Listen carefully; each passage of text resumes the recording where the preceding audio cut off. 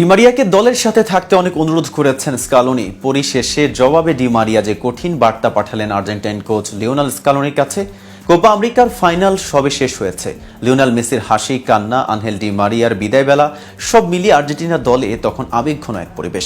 মাঠের উদযাপন শেষে মেসি, ডি মারিয়ারা ড্রেসিং রুমে গিয়ে আরেক দফা উদযাপন করেন।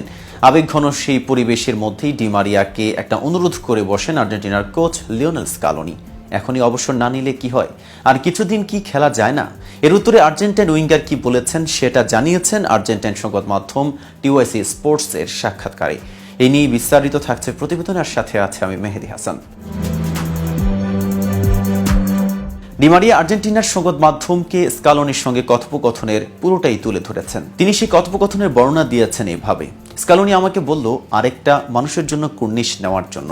এর উত্তরে ডি মারিয়া যা বলেছিলেন সেটা তিনি জানিয়েছেন এভাবে: আমি তাকে তখনই বললাম, আমি মারাকানায় ব্রাজিলকে হারিয়েছি, আমি সব কিছু জিতেছি, এখানে দ্বিতীয় চ্যাম্পিয়নশিপ কোপা আমেরিকাও জিতেছি, আমি মনে করি শেষ করার এটাই সেরা উপায়।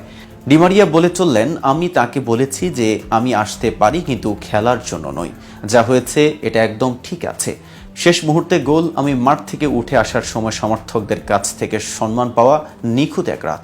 ডি মারিয়ার এমন কথার মানে একটাই, তিনি যে সিদ্ধান্ত নিয়েছেন সেটা থেকে আর সরে আসবেন না। এবারের কোপা আমেরিকায় আন্তর্জাতিক ফুটবলে তার শেষ, এই ঘোষণা আগেই দিয়ে রেখেছিলেন ডি মারিয়া।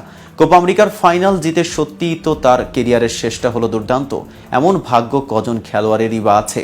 তবে ফাইনাল মানি আনহেল ডি মারিয়ার গোল, এটা এবার আর হয়নি। কিন্তু আর্জেন্টিনার সর্বশেষ কয়েকটি ফাইনালে যা হয়েছে তার ধারাবাহিকতা ছিল আজও।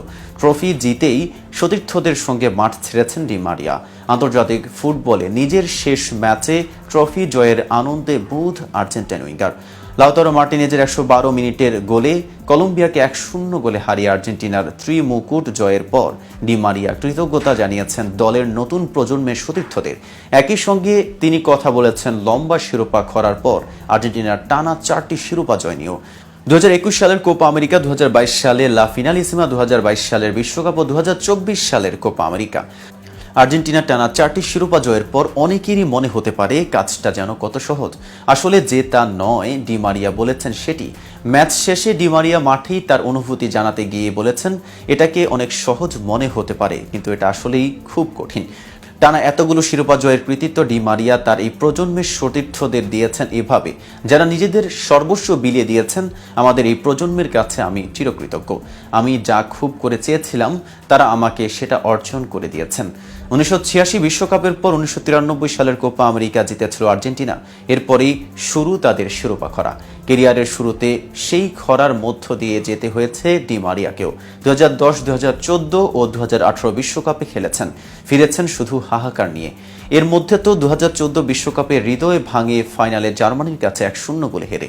কেরিয়ারের শেষ প্রান্তে এসে এত কিছু জয়ের পর সেই সময়কার সতীর্থদের জন্য হয়তো প্রাণটা একটু কেঁদেই উঠল ডি মারিয়ার। তিনি বলেন, আমার মনে হয় আমি যদি আগের প্রজন্মের সঙ্গে কিছু জিততে পারতাম, তাদেরও শিরোপাটা ভাগ প্রাপ্য ছিল।